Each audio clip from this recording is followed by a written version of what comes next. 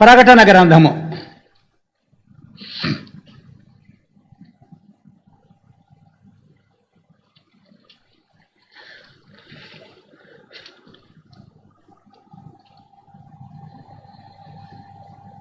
5వ అధ్యాయము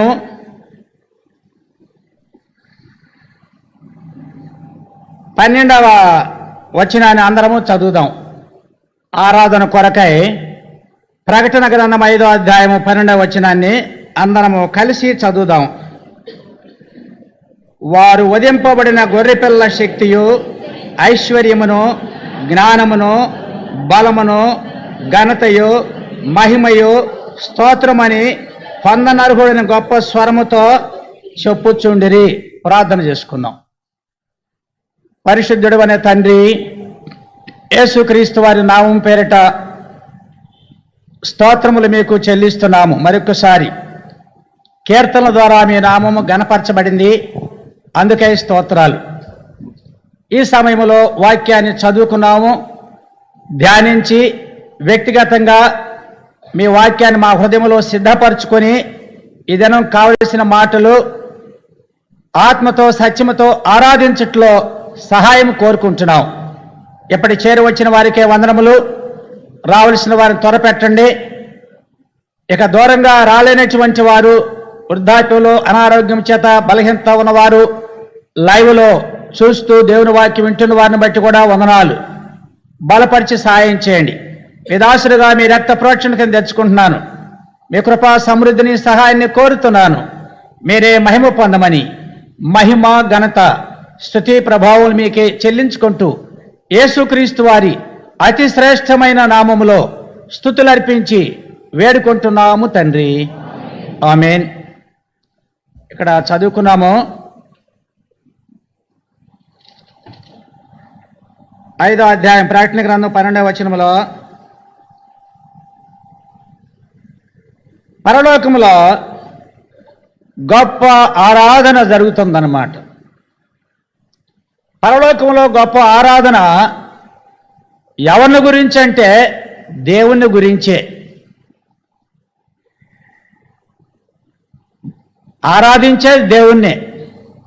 అయితే ఇక్కడ పరలోకవాసులో నోట ఏమొచ్చింది? ఇక్కడ వారు వధింపబడిన గొర్రె పిల్ల యొక్క శక్తియు,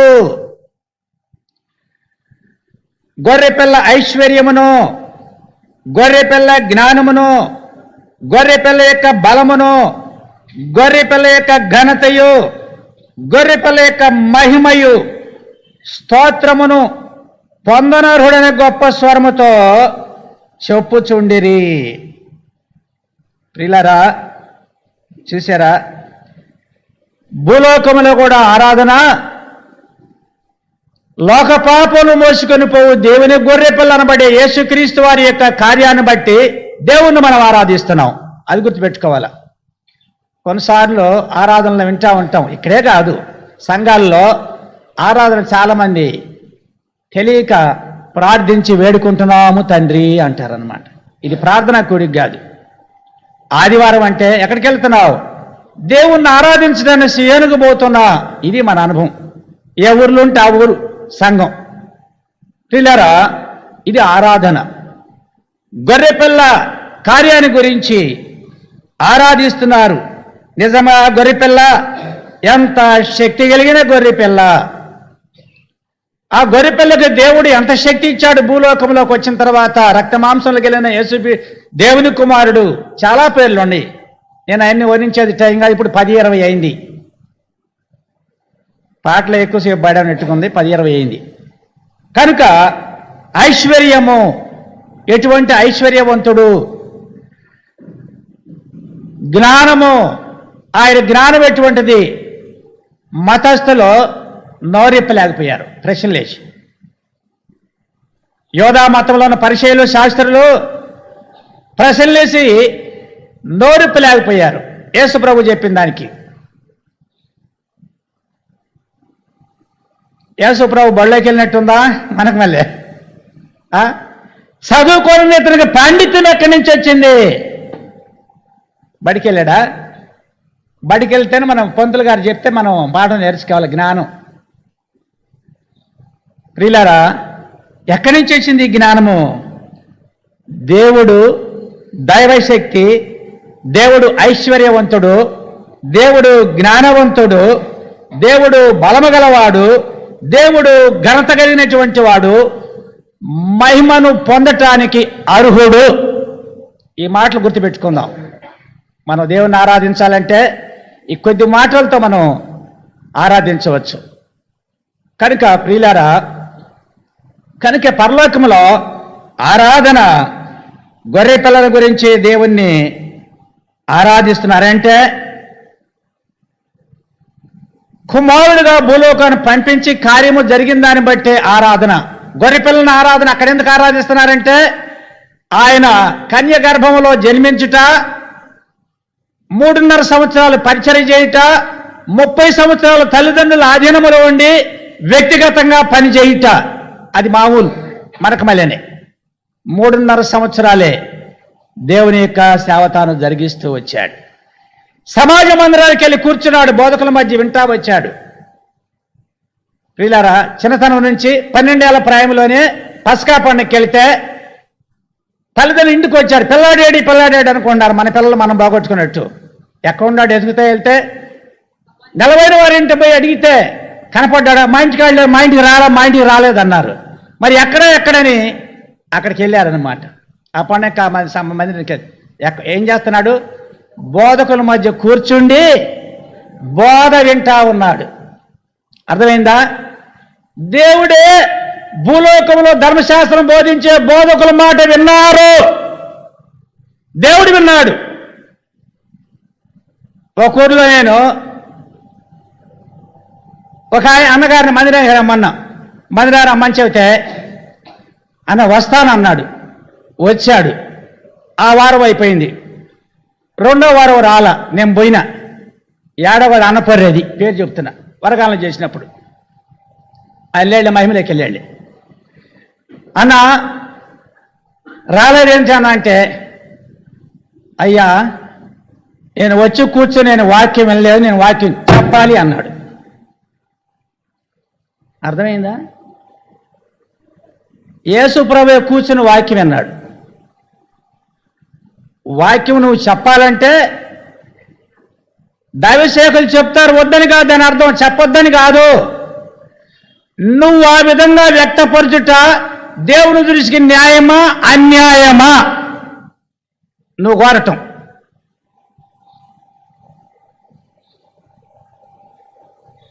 నీ తలాంతుంటే, దేవుని ఇష్టముంటే నిన్నెవ్వరూ కూర్చోబెట్టలేరు.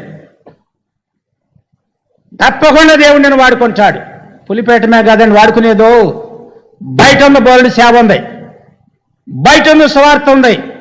ఆత్మను పోగు చేయడం పులిపేట మీద వాక్యం కన్నా ఒక ఆత్మను దేవుని ఇంటికి రావడం గొప్ప ప్రతిఫలము. దేవుని యొక్క మహిమది. ఒక ఆత్మను సంపాదిస్తే రక్షించబడి ఆరాధన చేయడానికి వస్తున్నాం. ఒకళ్ళని తెచ్చానా నేను? నా మీదే పెంచుకుంటున్నా. ఇస్తారమ్మా? ఒకళ్ళని తెచ్చానా? చెయ్యాల్సింది చేయకుండా చేయకూడదు చేయట దేవుడు ఇష్టపడ్డాం. నిన్ను నన్ను చేయాల్సింది చేయాలా, చేయకూడదు మనం కోరితే ఇష్టపడ్డ దేవుడు. ప్రియులారా, ఇటువంటి బోధ కొంతమంది కష్టంగా ఉండవచ్చు, ఉంటే ఉందలే పర్వాలా. కనుక బోధకుల మధ్య కూర్చుండి యేసుప్రభు ఏం చేశాడు? ఆ మాటలు వింటా ఉన్నాడు అన్నమాట. వింటా ఉన్నాడు. సమయం వచ్చిందాకా నోరెప్పల. ఎప్పుడు దాకా నోరెప్పల? ఆయన సమయం వచ్చిందాక తండ్రి సమయం వచ్చిందాక నోరెప్పల ఆయన. ఇంకా అప్పుడు ఇప్పాడు. ఎప్పుడు ఇప్పాడు నోరు? రండి మత్తయి సువార్త 12వ అధ్యాయం. వర్తమానం వాటి నాది కాదు కానీ ఆత్మదేవుడు చెప్పిస్తున్నాడు ఆ మాటలు. రూటు మార్చాడు ఆత్మదేవుడు. అది మీకు చూపియాల.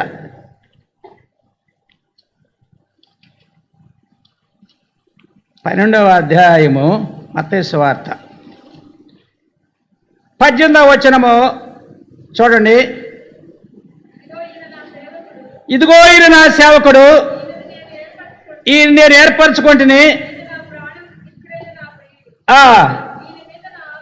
ఈయన మీద నా ఆత్మ నుంచెదను, ఈయన అన్యజనులకు ఏం చేస్తున్నాడంట? అన్ని జనులకు న్యాయ విధిని ప్రచురము చేయను. ఈయన జగడమాడాడు, కేకలు వేయడు. వీధుల్లో ఈయన శబ్దం ఎవరికి ఎరబడదు. ఇంకొక మాట ఉంది, నేను చెప్పాల్సింది, నాకు కొంచెం జ్ఞాపశక్తి తగ్గింది.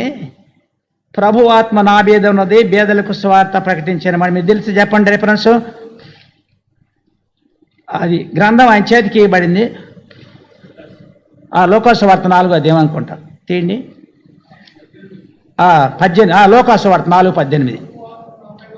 ప్రభు ఆత్మ నా మీద ఉన్నది, బేదలకు సువార్త ప్రకటించడకై ఆయన నన్ను అభిషేకించను, చెరలో ఉన్న వారికి విడుదలను, ఆ గుడ్డి వారికి చూపు కలుగుని ప్రకటించడకు, నలిగిన వారిని విడిపించడకు, ప్రభు హితవత్సరం ప్రకటించడకు ఆయన నన్ను పంపి ఉన్నాడు. యేసు ప్రభు వారికి సమయం వచ్చింది. ఏం సమయం అది? హితవత్సరము. కుమారుడు భూలోకి పంపించాను, 30 ఏళ్ళు అయిపోయింది, ఇక నువ్వు ప్రకటించు. హితవత్సరం, మంచి సంవత్సరం వచ్చి, మంచి సమయం, వత్సరం అని రాయబడింది, మంచి సమయం వచ్చిందనమాట. ప్రకటించైనా ఆయన గురించి ఏం చెప్పాడంట? ప్రభు ఆత్మ నా మీద ఉన్నది. ప్రకటించే నువ్వు నేను ఎట ప్రకటించాలంట? నాకు బైబిల్ తెలుసు, నాకు అంత తెలుసు, ఇప్పుడు అని కాదు, ఇప్పుడు వ్యక్తిని కాదు, నేను సీనియర్ సేవకుడు మోస్తూ నేను ప్రకటిస్తా, అదే దాని అర్థం కానే కాదు. ఎప్పటికీ నా మనసులో ఆ మాట ఉండదు. ఇన్నేళ్ళు సేవ చేసినా ఆ మాట ఎప్పుడు నా దగ్గర లేదు, నా దగ్గర ఇదే నా మనవి. ప్రభు పాదాల దగ్గర కూర్చున్నాంటే నా దగ్గర లేదయ్యా, నా చేత కాదయ్యా, నేను మాట్లాడలేనయ్యా. ఇప్పుడు కూడా తిరగబడింది వాక్యం వాడికి వచ్చినాక. నేను ఇంకో కోణంలో చెప్దామని వస్తే, అది దేవుని యొక్క పరిచర్య అంటే. ఆత్మదేవుడు ఏదవసరం ప్రజలకి, ఆ ప్రజలకి ఏదవసరం, వాళ్ళ మైండ్లో ఏముంది దాన్ని తీసుకొచ్చేదే దేవుని ఆత్మకార్యం. అది ప్రియులారా, ఒకవేళ నేను చెప్పాలని చెప్తే రివర్స్ అయ్యిద్ది. అది రివర్స్ అయ్యిద్ది, ప్రజలకు ఉపయోగం ఉండదు, నష్టమవుతుంది ఆ మాటలో. కనుక ప్రియులారా, జ్ఞాపకం పెట్టుకుందాం. ప్రభు ఆత్మ నా మీద ఉన్నది, బేదలకు సువార్త ప్రకటించడకై నన్ను అభిషేకించను, చెరలో ఉన్న వారికి విడుదల, గుడ్డి వారికి చూపగలను ప్రకటించడకు, నలిగిన వారిని విడిపించడకు, ప్రభు హితవత్సరం ప్రకటించడకు ఆయన నన్ను పంపినాడని వ్రాయబడిన చోటు ఆయనకు దొరికింది. ఆయన గురించి దేవుడు గ్రంథంలో ఆ చోటు యెషయా గ్రంథంలో రాపించినాడు. ఆ మాట ఉంది ప్రియులారా, ఆ చోటు దొరికింది ఆయనకి. ఆ ధర్మశాస్త్ర గ్రంథము ఆ చోటు దొరికింది. తర్వాత రాశారు ఈ శిష్యుల గ్రంథాలు. కొత్త నిబంధన అంతా పౌలు 14 పత్రికలు రాశారు, సువార్తికులు రాశారు. మొత్తం తర్వాత అంతా శిష్యులు రాసిన గ్రంథమే కొత్త నిబంధన అంతా. పాత నిబంధన గ్రంథంలోనే ఆయనకు దొరికింది. ఆయన గురించి రాయబడింది. ప్రవచన యొక్క ప్రవచన వాక్యము భక్తులు రాశారు. పాత నిబంధన భక్తులందరూ యేసుప్రభుని గురించి రాస్తా వచ్చారు. పాత నిబంధన గ్రంథం అన్నిటిలో ఉంది యేసుప్రభుని గురించి. ప్రియులార, పుట్టక ముందే ఆ చోటు దొరికింది ఆయనకి. ఆ చోటు దొరికితే ఆయన గ్రహించాడు. ఆయనే చెప్పాడు కదా, యేసుప్రభుని గురించి తండ్రి సాక్ష్యం ఇచ్చాడు, ఈ నా ప్రియకుమారుడు, ఈయన నేను ఆనందించిన శబ్దము ఆకాశం నుండి వచ్చాను. బాప్తిసం ఇచ్చిన రోడ్డుకు రాగానే పావురము దిగాను, వ్రాలేను. ఆత్మ యొక్క అభిషేకం, పావురం పరిశుద్ధాత్మకు గుర్తు. ప్రియులారా, రక్షించబడ్డ మనందరములో ఆత్మ యొక్క అభిషేకముతో దేవుణ్ణి ఆరాధించుట. అన్నయ్య ఒక వాక్యం చెప్పాడు, పెదవులతో చేసిన అన్నాడు. అది కూడా యేసుప్రభు ఓ చేయడానికి వచ్చినప్పుడు, ఈ ప్రజలు పెదవులతో నన్ను గనపరుస్తున్నారు కానీ వారి హృదయము దూరం కొనేది ఆరాధన కాదు. దేవుడు ఆత్మ కనుక ఆయన ఆరాధించడు. ఆత్మతో సత్యముతో ఆరాధించడమే దేవుని యొక్క సదుద్దేశము, మంచి ఉద్దేశము. ప్రియులారా, ఆ దేవుడు ఎటువంటి వాడు? కంటి కనపడేవాడు, ఆత్మస్వరూపి. దేవుని చూడలేదు ఎవరు, చూసి ఏనరుడు బతకడని రాయబడింది. సమీపింపరాని తేజస్సులో పౌలు రాశాడు అన్నమాట తిమోపత్రికలో. ఆయన మాత్రమే అమరత్వం గలవాడై వసించుచున్నాడు. అమరత్వం, అమరుడు, సజీవుడు, మరణము లేని వాడే దేవుడు. జీవితమునకు ఆది అయినను జీవమునకు అంతమైనను లేనివాడే దేవుడు. ఆయనే మనిషి కుమారుడుగా భూలోకానికి వచ్చాడు. హెబ్రీ 17 పౌలు రాస్తాడు, మెల్కీసెదెకు పోలినటువంటి యాజకుడు అని రాయబడింది. ఈయన ఎంత గనుడో చూడండి అన్నాడు. ప్రకటన 7:4 హెబ్రీ 7:4 ఆ మాటలు ఉంటాయి. ఎంత గనుడు అంట. ఇప్పుడు రండి ఈ ఇందాక మనం చదివిన ప్రకటన గ్రంథానికి ఇప్పుడు వద్దాం. 5:12 చదవండి. వారు గొర్రెపిల్ల శక్తియు ఐశ్వర్యమును జ్ఞానమును బలమును ఘనతయు మహిమయు స్తోత్రమును పొందనర్హుడు అని గొప్ప స్వరముతో చెప్పుచుండిరి. గొప్ప స్వరముతో చెప్పుచుండిరి. ప్రియులారా, అనగా ఆయన్ని ఆరాధిస్తున్నారు. పరలోకములో గొర్రెపిల్లకి ఏముందంట? చివరి మాట తీసుకుందాం. ఏముంది? మహిమ. చాలు. గ్లోరీ, గాడ్స్ గ్లోరీ, దేవుడి యొక్క మహిమ గొర్రెపిల్ల మీద ఉంది. ప్రియులారా, జ్ఞాపకం చేసుకుందాం. మహిమ ఉన్నది, దేవుని యొక్క మహిమ ఉన్నది. భూలోకానికి వచ్చినాక అదే జ్ఞాపకం రండి. యోహాను సువార్త 17:5 త్వరగా. యోహాను సువార్త 17:5. తండ్రి, లోకము పుట్టక మునుపు నీ యొద్ద నాకు ఏ మహిమ ఉండెనో ఆ మహిమతో నన్ను ఇప్పుడు నీ యొద్ద మహిమ పరచము. చాలా ఆపండి. ఇక్కడ యేసు ప్రభు వారు భూమి మీదకి వచ్చిన తర్వాత ఈ 17వ అధ్యాయంలో ఆయన మరణించిన గడి రాబోతుంది. గడి రాబోయే ముందు ప్రభువుని తండ్రిని అడుగుతున్నాడు, మాట చెప్తున్నాడు. తండ్రి, లోకం పుట్టక మునుపు నీ యొద్ద నాకు ఏ మహిమ ఉండెను ఆ మహిమతో నన్ను ఇప్పుడు నీ యొద్ద మహిమపరచము. ఇప్పుడు అంధకార సంబంధమైన అధికారము ఆ గడియ రాబోతుంది. నన్ను పట్టుకుంటారు, నన్ను సిలివేస్తారు, నేను చచ్చిపోతాను, తిరిగి లేస్తాను. ఒప్పందంతోనే పరలోకములే భూమి మీదకి వచ్చాడు. తండ్రి దగ్గర ఒప్పందంతోనే వచ్చాడు భూలోకానికి. అర్థమైందా? ఇదంటే అక్కడే జరిగింది. నీ పుట్టుక ఎట్లుంటది చెప్పాడా? తండ్రి కుమారుడికి చెప్పాడు. నువ్వు కన్య గర్భంలో పుడతావు చెప్పాడా? ప్రవచనము హెబ్రీ 7:14 చెప్పాడా? చెప్పాడు. అవును, నిన్ను హేరోదు రాజు సంపటాన్ని పూనుకుంటాడు చెప్పాడా తండ్రి? చెప్పండమ్మా, ప్రోత్సాహం కొరకే నేను అడిగేది. చెప్పాడు. చూసారా? నువ్వు 30 ఏళ్ళు వడ్రంగం పని చేస్తావా? చెయ్యి తప్పేదే ఉంది నాయన, వెళ్ళిన తర్వాత చేస్తా. ఆ పైన ఉందే 3.5 సంవత్సరాలు నన్ను గురించి, నా రాజ్యాన్ని గురించి. నేను ఎవరినో ప్రజలకు చెప్పు, భూలోకంలో చెప్పు. భూలోకవాసులకు అర్థం కాల.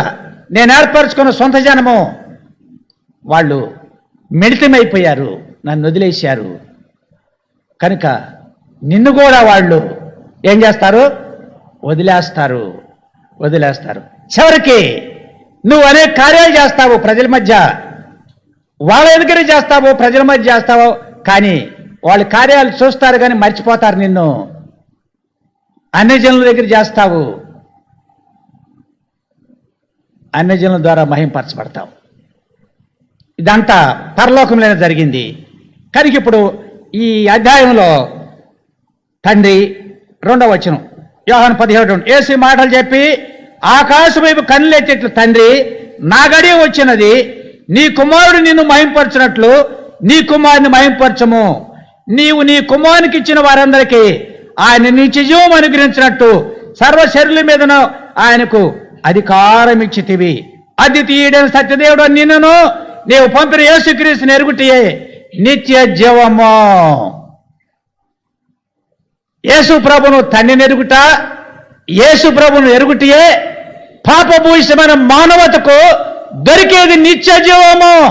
నిత్యత్వములో సదాకాలం ఉండటానికి ధన్యత. పరలోకం కావాలా, పాతాళం కావాలంటే ఏమంటారు? వామ పాతాళం ఎవరు వద్దంటారు, వద్దంటారు కానీ నమ్ముకోరు దేవుణ్ణి. లాకు తంతది అన్నీ కావాలి, దేవుడు వద్దు, నిత్యజీవం వద్దు, ఆయన సన్నిధి వద్దు, ఆయన మాటలు వద్దు. మా ఇష్టం, నా ఇష్టం, నీ ఇష్టమానికి నువ్వు బతికితే నీకు పరలోకం లేదు. ప్రియులారా, అద్వితీయుడైన సత్యదేవుడు నిన్నును నీవు పంపిన యేసుక్రీస్తుని ఎరుగుటియే నిత్య జీవము. నిత్యత్వంలో మాతో ఉంటావు. నీ జీవితం మంచిది. ఏం కోరుకుంటాం? నా లైఫ్ బాగుండాలి.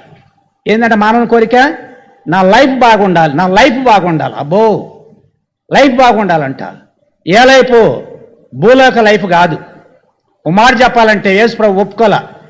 పేదలైన మీరు ధన్యులు అన్నాడు లోక 6:20లో. పరలోక రాజ్యం మీద వద్దని చెప్పే బాధ కాదు. మనకు అన్ని అవసరాలు నువ్వు అడగొద్దా, ఇన్ని ఇస్తాడు నీకు, నీకు అన్నీ తీరుస్తాడు, నీ ఎక్కర్లు తీరుస్తాడు, అన్నీ తీరుస్తాడు. కానీ నువ్వేం తీరుస్తావు దేవునికి? నిత్య జీవం పొందు, నిత్య జీవం. అద్వితీయుడైన సత్యదేవుడని నిన్నును నీవు పంపిన కుమారుడు ఎరుగుటియే నిత్య జీవము. నువ్వు నిత్యం బతుకుతావు. నిత్యత్వంలో మంచి లైఫ్, ఎటర్నల్ లైఫ్, నిత్యత్వంలో ఆయనతో ఉండే లైఫ్ జీవితం నీకు దేవుడు అనుగ్రహించేటువంటి వాడు. ప్రియులారా, జ్ఞాపకం పెట్టుకో. అయితే ఇప్పుడు ప్రభు కోరిక ఏంటంటే, నాకు అడిగి వచ్చినప్పుడు ఆ శిలువ మరణానికి ముందు ఆయన ఏం కోరుకున్నాడు? తండ్రి, లోకం పుట్టక మునుపు నీ యొద్ద నాకు ఏ మహిమ ఉండెనో ఆ మహిమతో నీవు నన్ను మహిమపరచుము, ఆ మహిమతో నన్ను మహిమపరచుము అంటున్నాడు అన్నమాట. మహిమపరచుము. ఈ ప్రార్థన వింటాడా తండ్రి కుమారుడు ప్రార్థన? తప్పకుండా వినాల్సిందే. ఎందుకు? పరలోకములో మహిమగల కుమారుడుగా ఉన్నాడు. భూలోకి వచ్చిన తర్వాత కూడా మహిమగల కుమారుడే. ఒక బిడ్డ రక్షణ పొందిన తర్వాత దైవ మహిమకు అర్హుడు, అర్హత కలిగిన వాడు. నేను దేవుని బిడ్డను, దేవుని కుమారును. వ్యక్తుల ద్వారా మనం నిషేధించబడము. మహిమగల బిడ్డలు, మహిమగల సేవకులు భూలోకులు మనుషుల ద్వారా నిషేధించబడము. అంటే యేసుప్రభు నిషేధించారు, కానీ అలా అర్థం చెప్తున్నా నేను. మహిమపరచబడ్డవాళ్ళు మనం, మహిమకు అర్హత కలిగిన మహిమ పొందుటకు అర్హులము. మహిమ పొందాము, మహిమ పరుస్తూనే జీవితము కొనసాగాల. దేవుని మహిమపరుస్తూ. అవన్నీ ఉంటే సాతానుడు ఉన్నాడు కాబట్టి మన మీద కూడా ఏదో దాడి చేస్తాడు. అవి ఉంటాయి, యేసుప్రభుకే ఉన్నాయి. ప్రియులారా, జ్ఞాపకం పెట్టుకుందాం. ఇక నేను గురి చేసే మాట, ప్రభు కోరుతున్నాడు అన్నమాట. ఆ మహిమతో నన్ను మహిమపరచము అన్నాడు. 10వ వచనం కూడా చదవండి. యోహాను 17:10. నావన్నయు నీవి, నీవియు నావి, వారి యందు నేను మహిమపరచబడి ఉన్నాను చెప్తున్నాడు. అంటే భూలోకానికి వచ్చిన తర్వాత యేసు ప్రభు ప్రజల ద్వారా మహిమపరచబడ్డాడని తండ్రికి చెప్తున్నాడు. ప్రభువా, నేను మహిమపరచబడ్డాను కాబట్టి ఇంకొకటి ఉంది, ఫైనల్ కార్యము. ఏం కార్యం అది? శిలువ కార్యము దగ్గర కూడా ఏం కావాలా? మహిమపరచబడాల. యేసు ప్రభు శిలువ ద్వారా మహిమపరచబడాల. ఆ చేదు పాత్ర తాగి ఆ శిలువకు అప్పగించబడిన అది వచ్చినప్పుడు, ఈ గిన్నె నా యొద్ద నుండి తొలగించుము అని ఆ మాట మీద బేస్ చేసుకోవాలి. ఉండలా, తిరగేశాడు మాటనే. ఏ మాటనే? తండ్రి మహింపరచాలి కుమారుణ్ణి. దానిలో ఉండలా. అంటే శరీరానికి, ప్రాణకి, శరీరంలో ప్రాణం ఉంది కాబట్టి ఆ శ్రమ భరించలేనటువంటి శ్రమ, శిలువ శ్రమ, బాధ. దేవుడు కుమారుడు అయినప్పటికి కూడా ఆ బాధ, ఆ దెబ్బలు, కొరడా దెబ్బలు, ఆ గాయాలు, ఆ తిట్లు రాలక వీపు నాగరశాల వలె దునబడింది. ఒకటి తక్కువ 40 దెబ్బలు కొట్టారు. దేహం అంతా రక్తస్తక్తమైపోయింది. యెషయా 53వ అధ్యాయం వర్ణించాడు కదా, ఎండిన భూమిలో లేత మొక్క వలె ఆయన ఎదుట పెరిగెను, ఆయన ఎదుట పెరిగెను. తర్వాత స్వరూపమైన సొగసైన లేదు. మనుషుల వల్ల విసర్జించబడిన వాడు, వ్యసనాక్రాంతుడుగాను, వ్యాధిని అనుభవించిన వాడుగాను అయిపోయాను రాయబడింది. అటువంటి పరిస్థితి ఏర్పడింది. అందుకనే ఇక్కడ ముందుగానే ఎరిగిన వాడే నన్ను మహిమపరచము, నన్ను మహిమపరచము అని ఇక్కడ నావన్నీ నీవి, నీవియు నావి, వారి యందు నేను మహిమపరచబడి ఉన్నాను అంటున్నాడు. వారి యందంటే భూలోకంలో మనుషుల ద్వారా మహిమపరచబడ్డాడు. ఆయన 3.5 సంవత్సరాలు. రండి లోకాసువార్త 7:16, లోకాసువార్త 7:16. వాక్యాన్ని తీసి చూడండి, అందరూ తీయగలిగిన వాళ్ళు గబక్కనే. అందరూ భయాక్రాంతులై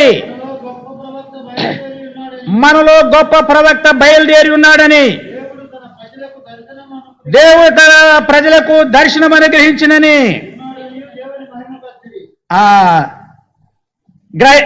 దర్శనమును గ్రహించి ఉన్నాడని దేవుణ్ణి ఏ ఊర్లో? నాయిన్ అనేటువంటి ఊర్లో, నాయిన్ అనేటువంటి గ్రామంలో ప్రజలు ఏం చేశారంట? అప్పటికప్పుడే. ఎందుకు ఇంత వాళ్ళు గ్రహించారు? వాళ్ళకి ఎవరు బోధ చెప్పారు? ఆ ఊరు వాళ్ళకే. ఎవరు సువార్త చెప్పారు? ఆ ఊరు వాళ్ళకే. ఏ శిష్యులు పోయి దర్శించారు? ఆ ఊరు వాళ్ళకే. యేసు ప్రభు దర్శించారు నాయన గ్రామానికి వెళ్తున్నాడు. ఆ రోజు వెళ్తున్నాడు. ఆ రోజు వెళ్తుంటే ఓ పిల్లవాడు చచ్చిపోయాడు, విధవరాలు, ఒక్కడే కుమారుడు. పాడిగట్టుకుని మోసుకొని వస్తున్నారు. గవిని దగ్గరికి వచ్చారు. ఆమె ఏడుపు కాదు. ఎవరు? తల్లి ఏడుపు. ఏడుపు మామూలు ఏడుపు కాదు. అంతమంది గుంపు ఏమిటో ఎవరు ఓదార్చడం వాళ్ళు తరముగాట్లేదు ఓదార్చడానికి. మన లింగారపాలెం వెళ్ళినప్పుడు వస్తా దారిలో అక్కడ ప్రజలు వచ్చారు. వనము నుంచి బోయపాలెం నుంచి ప్రజలు వచ్చారు. ప్రార్థన చేయన్నా అంటే ప్రార్థన చేస్తా. ప్రార్థనలో నాకు మాట గుర్తొచ్చింది. ప్రభువా, ఉన్నములో మీ దాసురాలు దేనమ్మక్క 2 కుమారులు చచ్చిపోయినారు కరోనాతో. మనలు చచ్చిపోయినాడు. అంతకుముందే అన్న అబ్రాహం కూడా చెప్పాడు. వాళ్ళ పెద్దమ్మ ఇనిమెట్ అబ్రాహం పెద్దమ్మ, ఆమె ఎవరో కాదు, తెలుసుకోండి. నేను జ్ఞాపకం వచ్చాడు రాగానే దేనమ్మకు జ్ఞాపకం వచ్చి ప్రార్థన చేశా. ప్రార్థన చేసిన తర్వాత అన్నాళ్ళు విన్నారు. ఇని వెళ్ళే దారి పక్కనే కదా, బోయపాలెం వెళ్ళే కదా మనం వచ్చేది. పక్కనే 1.5 కిలోమీటర్ 2 కిలోమీటర్ లోపు ఉంది. ఒకసారి వెళ్ళి వాళ్ళు వచ్చారు. వెళ్ళలేకపోయాము. కోవిడ్ వచ్చినప్పుడు వెళ్ళలేకపోయాము. ఆ ఎక్కనే వృద్ధాప్యంలో సేవ చేసింది, దేవుని సేవ. చిలకలూరిపేట జాన్ డేవిడ్ గారితో కూడా కలిసి నాకు తెలుసా సంగతి. సేవ చేసింది. సేవకురాలు ఆమె. ప్రియులారా, సేవ అంటే ఆమెకు ఆశ ఉంది. సంఘాన్ని నడిపింది, బోధించింది, వాక్యం బోధించింది. వృద్ధాప్య దశ 80 ఏళ్ళు పైన ఉంటాయి, దరిదాపుగా ఉంటాయి ఆమెకి. సడన్గా మొట్టమొదటి చిన్న కుమారుడు అబ్రాహం, చిన్న కుమారుడు చచ్చిపోయింది. మొట్టమొదటి చిన్న కుమారుడు చచ్చిపోయాడు. ఆ చిన్న కుమారుడు సేవ చేయడానికి పెద్ద కుమారుడు పోయాడు కరోనా దెబ్బకి. కాస్త తెలుసుకోవాల్సింది. నా తమ్ముడే కదా అని చెప్పి ప్రేమ చూపిస్తే ఆయన చచ్చిపోయాడు. తర్వాత వెంటనే కొద్ది రోజులు గ్యాప్, వారం ఉందా, వారమే ఉంది ఇద్దరి మధ్య, చచ్చిపోయాడు. తర్వాత పెద్ద కొడుక చిన్న కొడుకు మనవడు, పెద్ద కొడుకు అబ్బాయి కూడా బాధ్యతగా పిల్లదల్పేలో మున్నవులో పనిచేస్తాడు. అబ్బాయి చచ్చిపోయాడు. మమ్మల్ని చూసింది, కంటి తరి ఆరకుండా కారుస్తుంది. పెద్దామ చెప్పాము, చెబితే ఆమె బోధించింది. ఎంత బోధించినా ఆమె అందే మాట ఏంటంటే, నా దుఃఖం ఆగటం లేదు, నా బాధ కడుపు కోత, నా వేదన మామూలు వేదన కాదు. ఏడ్చింది. ఏం చేయాలి ప్రభు, ఏం చేయాలి ప్రభు అని 2 సమయాలు 12వ అధ్యాయంలో దావీదు బిడ్డ చచ్చిపోయినప్పుడు, బిడ్డ బతుకున్నప్పుడు ఉపవాసం ఉండి భోజన పానాదులు మానుకొని ఏడ్చినాడు. తర్వాత బిడ్డ చచ్చిపోయిన తర్వాత ఆస్తులు గుసగుసలాడుతుంటే అర్థమైపోయింది, చచ్చిపోయిన బిడ్డ చచ్చిపోయాడు. ఈ మాట కానీ చెప్తే అప్పుడే ఇట్టున్నాడు, ఈ మాట చెప్తే బతకడేమో అని వాళ్ళకి భయం పుట్టింది. తర్వాత ఆ వచనం తీసుకొని నేను అతని దగ్గరికి వెళ్తే అతను నా దగ్గర రాడని ఆ విషయాలు కొన్ని మాటలు చెప్పి ప్రార్థన చేసి మా వంతు మేము వచ్చాం. అది మనుషులుగా మనం ఎవరు ఆదరించలేము. యెరూషలేములోనే మీరు ఆదరించబడతారని దేవుడు రాయించాడు. యెషయా 66:13 ఒకరి తల్లి వారిని ఆదరించినట్లు నేను మిమ్మల్ని ఆదరించేదను. యెషయా 57:12 నేను మిమ్మల్ని ఓదార్చేదను. రోమా 15:4 ఓర్పు వలన లేఖనం వలన ఆదరణని దేవుడు రాయించాడు. లేఖనం తప్ప, వాక్యం తప్ప మనుషులను ఆదరించేది మనుషులు ఎవరి తరమది కాదది. ప్రియులారా, లేఖనమే దేవుడు. ఆది యందు వాక్యముండెను, వాక్యము దేవుని యొద్దనును, వాక్యమే దేవుడు. అర్థమైంది ఇప్పుడన్నా? వాక్యాన్ని దూరం కాకూడదు, వాక్యాన్ని కలిగి బ్రతుకుదాం, వాక్యాన్ని కలిగి జీవిద్దాం, వాక్యాన్ని జీవితానికి బేస్ చేసుకుందాం. లేకపోతే నష్టం, ఓరన మోసం చేస్తాడు నిన్ను నన్ను. సేవకులను మోసం చేస్తాడు, వాక్యం లేకపోతే విశ్వాసం మోసం చేస్తాడు వాడు. వాక్యం లేకుండా చేయటమే. వాక్యం లేకుండా పోయినటువంటి వారు తప్పకుండా మోసపడతారు, సాతాను ద్వారా పడిపోతారు, ఫెయిల్యూర్ అయిపోతారు. వాక్యం ఉన్నాడు కారు, దేవుడున్నాడు, నోరు జారను, దేవుడున్నాడు, తిరగబడను, దేవుడున్నాడు, దేవుడికి వ్యతిరేకంగా నేను చెయ్యను, దేవుడున్నాడు, దేవుడిని నష్టపరచను నేను. అర్థమైందా ప్రియులారా? ఎందుచేత? ఎవరు కట్టేశారు ఆ మనిషినే? వాక్యం బంధించింది, వాక్యం కట్టేసింది, వాక్యం కట్టేసింది. వాక్యాన్ని గౌరవించు, వాక్యాన్ని ప్రేమించు, నీ ధర్మశాస్త్రం ప్రేమించు, వారికి ఎంతో నెమ్మది కలదు. వారు తూలి త్రొట్టిలుట కారణమేని 119 కీర్తన 125 వచనంలో రాయబడింది. ప్రియులారా చూసారా?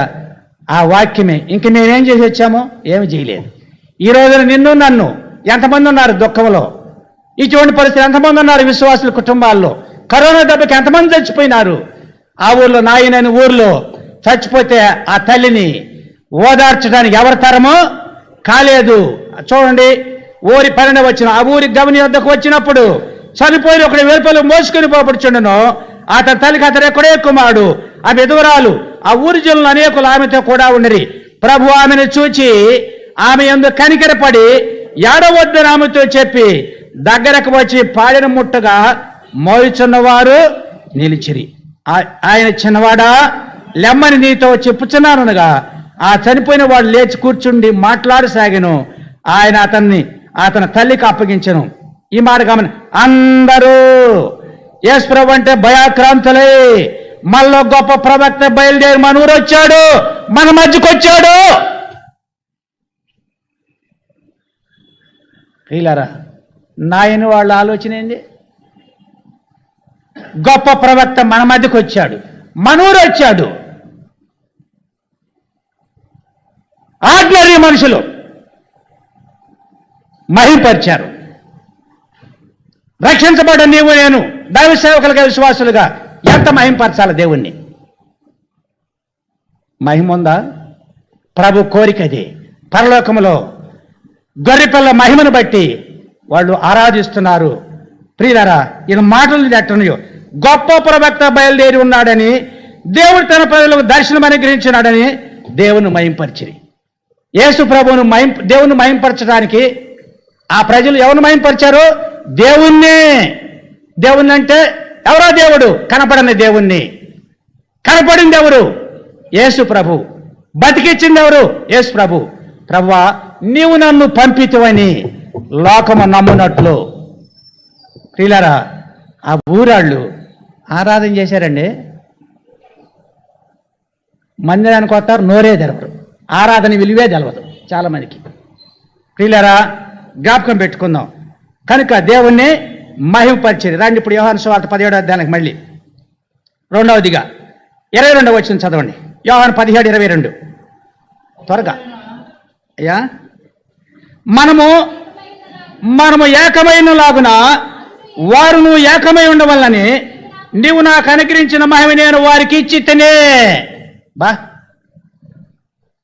ఆరాధించేవాళ్ళు ఎవరు?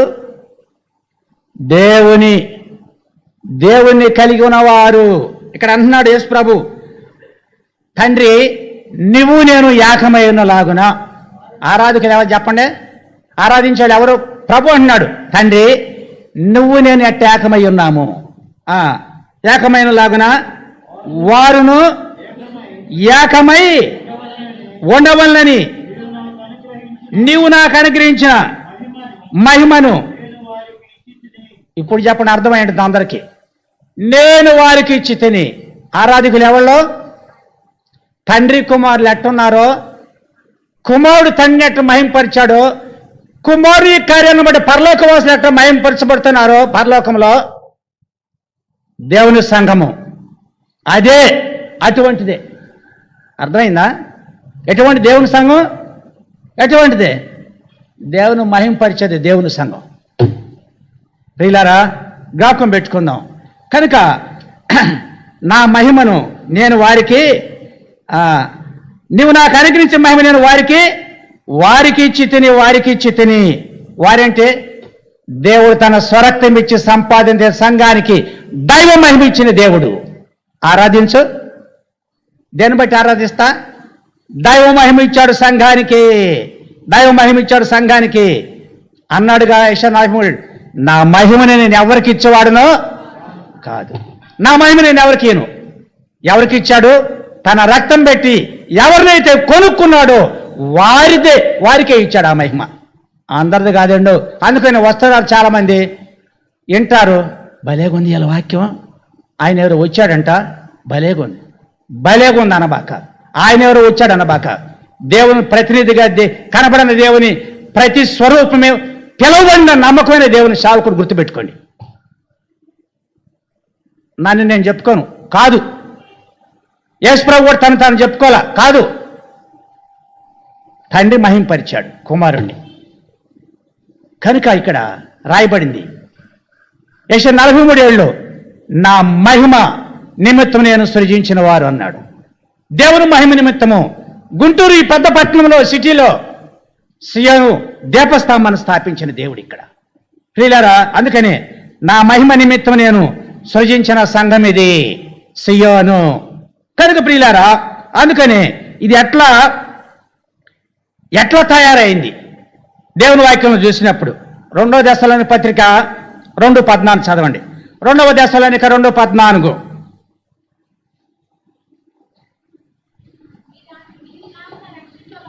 మీరు ఇలాగున రక్షించబడి 13 కానీ చదవమ్మా. ప్రభు వల్ల ప్రేమింపండి సహోదరులారా, ఆత్మ మిమ్మల్ని పరిశుద్ధపరచడం వల్ల మీరు సత్యము నమ్ముట వల్ల రక్షణ పొందుటకు దేవుడు ఆది నుండి మిమ్మల్ని ఏర్పరచుకొని కనుక మేము మిమ్మును బట్టి ఎల్లప్పుడూ దేవుని కృతజ్ఞతలు చెల్లింపబద్ధులమై ఉన్నాము. మీరు ఇలాగూ రక్షించబడి మన ప్రభువైన యేసుక్రీస్తు యొక్క మహిమను పొందవలని ఆయన మా సువార్త వలన మిమ్మలను పిలిచెను. ఆరంభంలో ఎవరు చేశారు ఈ గుంటూరులో నాకు తెలియదు. సువార్త ఈ పట్టణంలో ఈ ప్రజలు రక్షించబడటానికి, ఈ సంఘం ఏర్పరచబడటానికి పౌలు అంటున్నాడు, దశలోని సంఘం విగ్రహారాధన కలిగిన సంఘం దశనీలికులు విగ్రహారాధికులు ఏథెన్స్ పట్టణానికి వెళ్ళాడు. ఆడ బలిపీఠం మీద తెలియబడిన దేవునికని వ్రాయబడి ఉన్నది. దేని అని మీరు తెలియబడక మీరు పూజిస్తున్నారు, తెలిసే దేవుడిని మీరు పుట్టించిన దేవుడిని ప్రకటన చేసి సువార్త ప్రకటించాడు. సంఘం ఏర్పడింది. ప్రియులారా, సంఘం ఏర్పడింది. సీఎంలో చేసిన దేవసాయం చెప్పాల్సింది ఆయన గురించి. దేవసాయం గారు సువార్త సేవకుడు. ఆయన ఊరు వెళ్ళాడంటే సీఎం నుంచి బయలుదేరిందంటే ఆంజనేయ మైక్ అంటాడు సేవకుల్ని, గజగజలు ఆడాల్సిందే ఎమ్మటల్ని సేవకులు. కొంచెం ఆలస్యమైన ఊరుకాడు. మీ సీఎం అంతా ఎరిగింది ఆ సత్యం. ప్రియులారా, తీసుకుంటాడు, ఏతాళ్ళు పాలం అంటాడు, చెప్పని వాళ్ళు మాట్లాంటాడు. సెంటర్ మొన్న మధ్యన కూడా చెప్తాడు గుర్తురాల. ఏడుపాలెం గుడికాడికి వెళ్ళినప్పుడు దేవతల గురించి విగ్రహాల గురించి చెప్తున్నాడు. చెప్పొద్దు అంటారు. బైబిల్లో రాసిన మాట చెప్పాల్సిందే, నేను చంపినా చెప్పాల్సిందే. అర్థమవుతుందా? ఎందుకండి ఎత్తేది? బైబిల్లో రాయించాడు, రాయిపోతే మనం చెప్పని చెప్పాడు. ఒక ఆయన రాయిపాటి కోటయ్య గారిని కావిడేసి నీళ్లు చేస్తున్నాడు బొంగల్లో, దించి గబగబ దించి కావిడి బద్ద చేసి అన్న అనుకోండి, జోసఫ్ అన్న అనుకోండి, అక్కడ ఉంది. ఏ జోసఫ్ అన్న? సంగం కూడా జోసఫ్ అన్న ఉన్నాడు. అప్పుడు జోసఫ్ ఏమని తిప్పు అన్నాడు అనమాట. పక్కన తప్పించుకొని వెళ్ళిపోయాడు. సువార్త చెప్పటమే, చచ్చిపోయే లోపల నేను వాక్యం చెప్పి ఆయన నమ్మాడు. ప్రియులారా, ఎదురాడు వారికి దేవుడు మారు మనసు ఇచ్చేటువంటి వాడు. కానీ ఇక్కడ సువార్త, ఆయన మా సువార్త వల్ల మిమ్మల్ని పిలిచాను, పిలవబడినటువంటి మీరు ఏం చెప్పబడ్డారంట? మా సువార్త వల్ల మిమ్మల్ని పిలిచాను, యేసుక్రీస్తు యొక్క సువార్త వలన మహిమ మా సువార్త వలన మీరు మహిమపరచబడ్డారు. రక్షణ వార్త, శిలువను గూర్చిన వార్త, నశించిన వారికి వెరితనము గాని రక్షించబడుతున్న వారికి దేవుని శక్తి. కనుక మహిమ పొందుటకు సువార్త వలన మిమ్మల్ని పిలిచాను. సువార్తను పిలిచి ఏ ఊరు వెళ్ళటానికి పిలిచాడు? ఏ ఊరు? రాజధాని పట్టణానికా పిలిచింది. రాజధాని అయింది కాబట్టి అమరావతి దగ్గరికా, ఎక్కడికి? మోడ దేశంలోనిక 2:12 చదవండి. మోడ దేశంలోకి 2:12, మోడ దేశంలోకి 2:12. ఇందుచేత సత్యమును నమ్మక ఆగు. మోడ దేశంలోకి 2:11-12 ఉంది. తన రాజ్యమునకు మహిమకు మిమ్మల్ని పిలుచున్న దేవుని తగినట్టుగా మీరు నడుచుకోవాలి. మేము మీలోని ప్రతి వాడిని హెచ్చరించు, ధైర్యపరచు, సాక్ష్యమిస్తూ తండ్రి తన బిడ్డల ఏళ్ళ నడుచుకునేదిగా మీలో ప్రతి వాని ఏళ్ళ మేము నడుచుకుంటామని మీకే తెలుసు. నేను ఎటువంటి సేవకుడిని మీకు తెలుసు అన్నాడు పౌలు. ఒక సంఘానికి ఒక సేవకుడు వస్తే ఎటువంటి సేవకుడో తెలియకుండా మాట్లాడకూడదు. మీకే తెలుసు, మీకు తెలుసు ఎటువంటి సేవకుడు పౌలు, మీకు తెలుసు. తెలియకుండా మాట్లాడితే అది వ్యక్తిగతంగా నాకు నష్టం. ప్రియులారా, మీకు తెలుసు. మీ మధ్య సువార్త ప్రకటించా పౌలు అన్నాడు దసరా సంఘం గురించి, మీకు తెలుసు. కాబట్టి ఎందుకు పిలిచాడంట? తన రాజ్యానికి మహిమకు పిలిచాడు. తన మహిమకు రాజ్యమునకును మనలను పిలచిన దేవునికి. తన మహిమకు రాజ్యమునకును మనలను పిలచిన దేవునికి. వినయము తోడ విధేయులమై, వినయము తోడ విధేయులమై నడచుకొందుము నిత్యము, నడచుకొందుము నిత్యము. నీతి సూర్యుడు నీపై ఉదయించును, అతని రెక్కలు ఆరోగ్యము. నీతి సూర్యుడు నీపై ఉదయించును, అతని రెక్కలు ఆరోగ్యము. ఇంతమందిని ఎందుకు పిలిచాడు? ఎందుకు వచ్చారు ఈ సీఎంకి ఇప్పుడు ఇంతమంది? దేవుని మహిమ కొరకు, దేవుని రాజ్యం కొరకు. ఆయన సంఘం, ఆయన రాజ్యము. స్వరక్త పెట్టి సంపాదించిన సంఘం ఎవరి రాజ్యము? దేవుని రాజ్యము. రాజ్యమక్క అని పేర్లు పెడతారు కొంతమందికి, దాని ఇరువు లేకుండా బతుకుతారు. రాజ్యమక్క, ప్రభు రాజ్యం అక్క అంట. మళ్ళీ అందుట్లో ఏ రాజ్యం అక్క? ప్రభువుకు రాజ్యం అంటే ప్రభు రాజ్యం అక్క అని పేరు పెడతారు మా బోడి చావకుడు. మంచిదే, పెడతాం, మంచిదే. మరి నడకో. తన రాజ్యానికి మహిమకు తగినట్టుగా నడుచుకున్న వాళ్ళే ప్రభు రాజ్యానికి హక్కుదారులు. నేను బోధ చేసిన నేను హక్కుదారుని గాను నడవకపోతే. ఇది సత్యము. ప్రియులారా, అందుకే ఇక్కడ దేవుడు పిలిచాడనేటువంటి సత్యం మనకి జ్ఞాపకం చేయబడుతుంది. ఆ రాజ్యానికి మనల్ని పిలిచాడనమాట. పిలిచాడంటే పిలవబడిన వాళ్ళకి ఏముంటుంది? రోమియోలు రాసిన పత్రిక 5:2 చదవండి. రోమా పత్రిక 5:2 అయిపోయింది. ఇంక 2 మాటలు చెప్పింది నా రాజ్యం.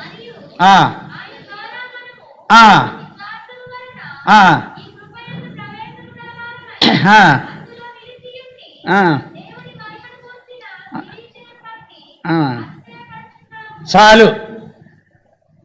మరియు ఆయన ద్వారా మనము విశ్వాసం వల్ల కృపయందు ప్రవేశించబడిన వారమై. ఆరాధకులు ఎవరు?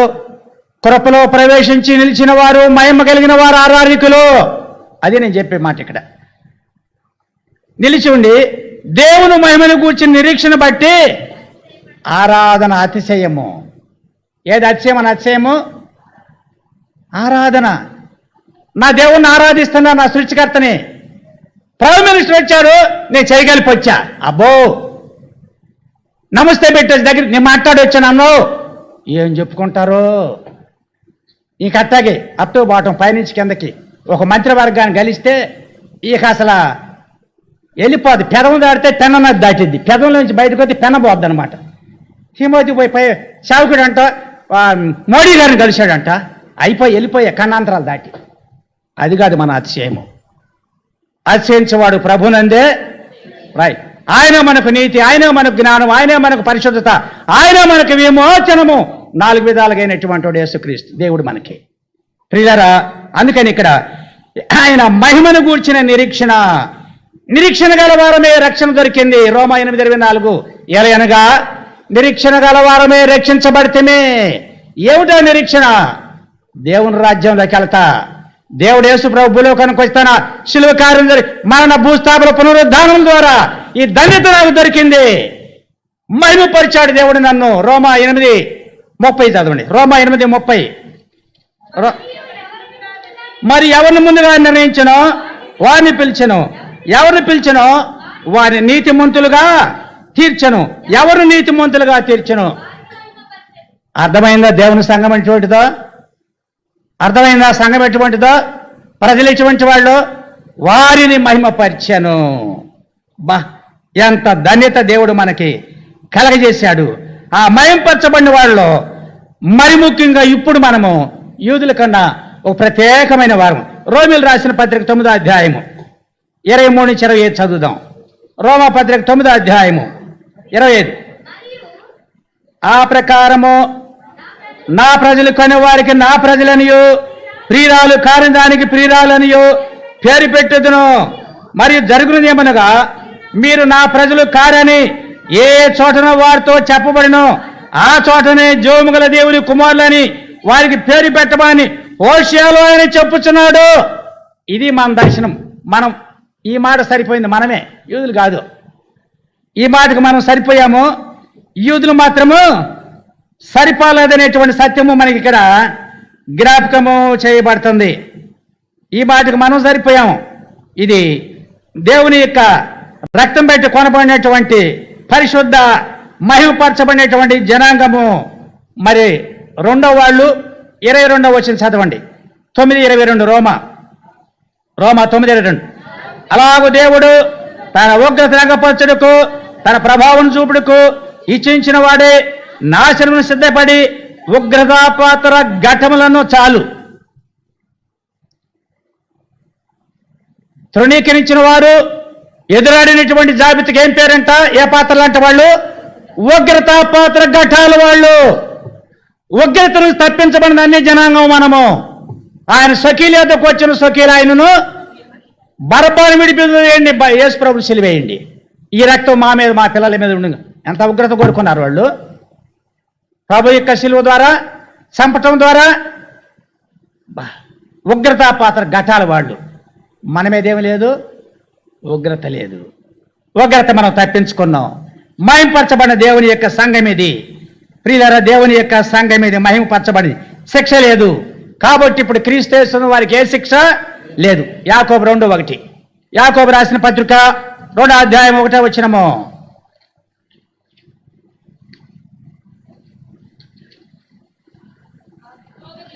నా సహోదరులారా, మహిమా స్వరూపేగు మన ప్రభువు యేసుక్రీస్తుని గురించిన విశ్వాస విషయంలో చాలు. నా సహోదరులారా, మహిమా స్వరూపేగు మన ప్రభువు యేసుక్రీస్తుని గురించిన విశ్వాస విషయంలో. మన దేవుడు ఏ దేవుడంట? మహిమా స్వరూపణ క్రీస్తు. మహిమా స్వరూపణ క్రీస్తు అన్ని జనులైనటువంటి మనల్ని పిలిచి తన కృప ద్వారా ప్రవేశమిచ్చి శిలువ రక్తము ద్వారా రక్షించి పరిశుద్ధపరిచి ఒక సంఘమును ఏర్పాటు చేసి దానికి ఒక పేరు పెట్టాడు. ఏ పేరు పెట్టాడు? మహిమగల సంఘము. ఎఫెసీ 5:27 రాయబడింది. ఆ మహిమగల సంఘమును తన ఎదుట నిలబెట్టుకోవాలని ఆ వాక్యమనే ఉదక స్థానము ద్వారా ఆయన శుద్ధి చేసి ముడతైనను మచ్చైనను కలంకమైనను లేకుండా మహిమగల సంఘముగా నా ఎదుట నిలబెట్టుకోవాలని నేను ఈ పని చేశా. భూమి మీద యేసు ప్రభు చేసిన పని అది. ఇప్పుడు సియోను సంఘం అదే. అర్థమైందా? ఈ సంఘం ఏం సంఘం? నేను నన్ను నువ్వు అనుకునే సంఘం కాదండి ఇదో. జాగ్రత్త. సంఘం అంటే ఏకగ్రీవముగా దైవమహిమను కలిగి ఆరాధించే సంఘము దేవుని సంఘం. అది అన్ని దేవుని సంఘాలు కాదు, అందరూ దేవుని ప్రజలు కాదు, అందరూ మహిమపరచబడిన వాళ్ళు కాదు. నువ్వు ఏ స్థితిలో ఉన్నావో చూసుకో. ఇది హెచ్చరిక కాదు, ఇది ఆరాధనలో. రక్షించబడినటువంటి మనము దేవుణ్ణి సేవిస్తూ ఆరాధిస్తున్నాము. అందుకని ఆయన ఇంత కార్యం చేశాడు. లాస్ట్ మాట హెబ్రీ 1:3-6, హెబ్రీ పత్రిక 1 అధ్యాయము 3-6 వచనాలు, 1-3. ఆయన దేవుని మహిమ యొక్క తేజస్సును తత్వం యొక్క మూర్తిమంతము నుండి తన మహత్తు గల మాట చేత సమస్తం నిర్వహించుచు పాపముల విషయము శుద్ధీకరణము తానే చేసి దేవదూతుల కంటే అంత శ్రేష్టమైన నామం పొందెను. వారికంటే అంత శ్రేష్ఠుడే ఉన్నత లోకం మందు మహామహుడు దేవుని కురిపార్చున కూర్చుండెను. ఇప్పుడు పరలోకవాసులు ఆరాధన చేస్తున్నారు. అక్కడ ఎవరి గురించి? మళ్ళా దాన్ని భాగానికి ముగిస్తున్నా. ప్రకటన 5:12, ప్రకటన 5:12. ఆయన చేయాల్సిన కార్యం భూలోకమును చేసి చూశాడు. వారు గొర్రెపిల్ల శక్తియు ఐశ్వర్యమును జ్ఞానమును బలమును ఘనతయు మహిమయు స్తోత్రము పొందడం గొప్ప స్వరముతో ఎందుకు చెప్తున్నారంటే ఇక్కడ హెబ్రీయులు రాసిన పత్రికలో రాయబడిన 1:3-6 వచనాల్లో రాయబడి, ఇప్పుడు తండ్రి కుడి పార్శ్వమున ఏడున్నాడు గొర్రెపిల్ల? తండ్రి కుడి పార్శ్వాన్ని కూర్చున్నాడు. ఇప్పుడు పరలోకవాసులు ఎవరిని జ్ఞాపకం చేసుకుని ఆరాధన చేస్తున్నారు? గొర్రెపిల్ల శక్తి, గొర్రెపిల్ల మహిమ ఐశ్వర్యము, గొర్రెపిల్ల జ్ఞానము, గొర్రెపిల్ల యొక్క బలము, గొర్రెపిల్ల ఘనత. గొర్రెపిల్లకు భూలోకంలో ఎంత మహిమ వచ్చిందో పరలోకంలో ఏ మహిమ ఉందో ఆ మహిమతో ఇక్కడ మహిమపరచబడ్డాడు. ప్రజలు గుర్తించారు.